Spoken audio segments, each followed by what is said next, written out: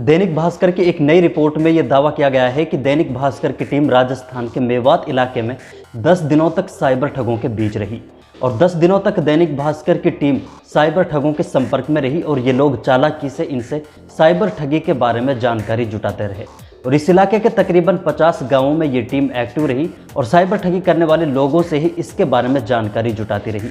ये टीम राजस्थान मेवात के नगर, पहाड़ी, सीकरी, कामा और जुरहरा के आसपास घूमती रही और दैनिक भास्कर ने अपनी इस रिपोर्ट में कई नए और कई बड़े खुलासे भी किए हैं जो हैरान करने वाले हैं। और अभी हाल ही में कई दिनों पहले मेवात के ही कुछ साइबर ठगों ने तमिलनाडु के कुछ लोगों को ऑनलाइन सुअर बेच दिया।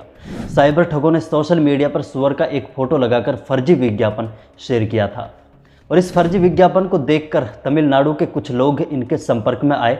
ऑनलाइन इनका सौदा हुआ और तमिलनाडु से ये लोग हवाई जहाज़ के जरिए जयपुर पहुंच गए। जयपुर से ये लोग मेवात पहुंचे। ये 4 लोग थे जो तमिलनाडु से आए थे। 4 लोगों को साइबर ठगों ने एक सुनसान जगह बताई जिसे सुरक्षित जगह बताया गया था और यहाँ बुलाकर इनसे 1.5 लाख रुपए छीन लिए गए और इनके पास बाकी जो सामान था उसे भी लूट लिया गया। और तमिलनाडु से मेवात आए इन लोगों को देने के लिए साइबर ठगों के पास कुछ नहीं था। दैनिक भास्कर की टीम के कुछ लोग यहाँ कुछ साइबर ठगों से मिले और उन्होंने जयपुर में साइबर ठगी का कॉल सेंटर खोलने की इनके सामने बात कही। इसके लिए इन लोगों ने साइबर ठगों से 2 नंबरी 2 सिम कार्ड मांगे। साइबर ठग इन्हें सिम प्रोवाइड कराने के लिए आसानी से तैयार हो गए और साइबर ठगों ने उनसे कहा कि अगर ज़्यादा सिम कार्ड चाहिए तो आपको कामा आने की ज़रूरत नहीं है, तुम्हें जयपुर ही यहाँ से सिम कार्ड पहुँचा दी जाएंगी। साइबर ठगों की तरफ से इस टीम को बताया गया कि ये 2 नंबरी सिम ज़्यादातर यहाँ पश्चिम बंगाल की तरफ से लाई जाती हैं। इन्होंने जिस लड़के से सिम के लिए संपर्क किया था और बहुत जल्द वो 2 नंबरी सिम लेकर इनके पास भी पहुंच गया। इस लड़के से रिपोर्टर ने कहा कि हमें फ़िलहाल 50 सिम और चाहिए। तो इस लड़के ने रिपोर्टर से कहा कि इतनी सिम तो फ़िलहाल नहीं मिल पाएंगी क्योंकि यहाँ सख्ती चल रही है, लेकिन 10 सिम आज शाम तक तुम्हें मिल जाएंगे। और उसी दिन शाम तक 10 सिम इस लड़के ने इन्हें लाकर भी दे दिए। ये 10 सिम कार्ड इन्हें 10,000 रुपये में दिए गए थे। इस टीम को कुछ सिम एक औरत ने भी लाकर दिए थे जो पुनाना से इन सिमों को लेकर आई थी और इनसे और ज़्यादा सिम प्रोवाइड कराने का भी वादा किया था। राजस्थान का मेवात से जुड़ता ये इलाका साइबर ठगी में पहले नंबर पर बना हुआ है। जामताड़ा हो या दूसरी और जगह, ये सभी साइबर ठगी के अड्डे मेवात से बहुत पीछे हैं। दैनिक भास्कर की रिपोर्ट में जो लिखा है इस पर ज़रा गौर कीजिए। इसमें लिखा है कि पीढ़ी दर पीढ़ी ठगी का तरीका यहाँ बदलता जा रहा है और नई पीढ़ी अपने बुजुर्गों से भी आगे निकल चुकी है। दैनिक भास्कर की रिपोर्ट में बताया गया है कि यहाँ जिन बच्चों की उम्र खेलने और कूदने के लायक है वो बच्चे यहाँ इन कामों में शामिल हैं और ये 12 से 15 साल तक के बच्चे करोड़ों करोड़ों रुपयों की ठगी कर चुके हैं।